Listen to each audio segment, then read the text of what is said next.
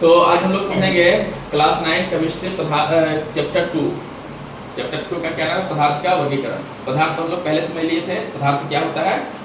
जो जिसका निश्चित स्थान होता है ना, जिसका निश्चित द्रव्यमान होता है, भार होता है, उसे क्या कहते हैं? पदार्थ कहते हैं। अब पदार्थ का वर्गीकरण जो है, पदार्थ को दो भागों में बांटा गया है। पहला शुद्ध पदार्थ और दूसरा अशुद्ध पदार्थ। अब शुद्ध पदार्थ को भी दो भागों में बांटा गया है, पहला तत्व और दूसरा यौगिक, है ना। अब तत्व को जो है तीन भागों में बांटा गया है, पहला धातु, दूसरा धातु और तीसरा उपधातु, है ना। अब तत्व की संख्या कितना है? 118। अब धातु की संख्या है कितना? 92। अधातु की संख्या कितना है? 22। उपधातु की संख्या कितना है? 7। अब यौगिक को भी दो भागों में बांटा गया है, पहला कार्बनिक यौगिक और दूसरा अकार्बनिक यौगिक। अशुद्ध पदार्थ, अशुद्ध को जो है एक प्रकार में बांटा गया, वो क्या है? मिश्रण। अब मिश्रण को दो भाग में बांटा गया है, समांगी मिश्रण और विषमांगी मिश्रण। अब समझेंगे यहाँ तत्व जो है ना, परमाणु से बना होता है। तत्व क्या होता है? परमाणु का बना होता है।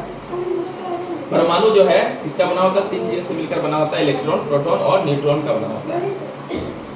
तत्व का परिभाषा क्या है, ये समझेंगे। तत्व उन शुद्ध पदार्थों को कहते हैं जो एक ही तरह के यानी एक ही प्रकार के परमाणु से बने होते हैं, जैसे हाइड्रोजन। इसे क्या कहेंगे? हम लोग तत्व कहेंगे। दूसरा क्या है? यौगिक। यौगिक किसे कहते हैं? तो यौगिक की परिभाषा क्या है?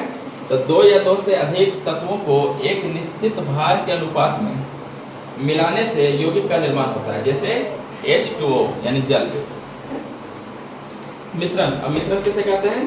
तो जब दो या दो से अधिक पदार्थों को किसी भी अनुपात में मिलाने से जो संयोजन बनता है उसे मिश्रण कहते हैं। मिश्रण को दो भागों में बांटा गया, कौन? समांगी मिश्रण और विषमांगी मिश्रण। अब समांगी मिश्रण जो होता है, इसका परिभाषा अगर पूछा जाए तो समांगी मिश्रण जैसे कोई भी चीज को किसी में मिलाने से बराबर यानी समान में बढ़ जाता है, यानी विभक्त हो जाता है, मिल जाता है, पूर्ण रूप से मिल जाता है।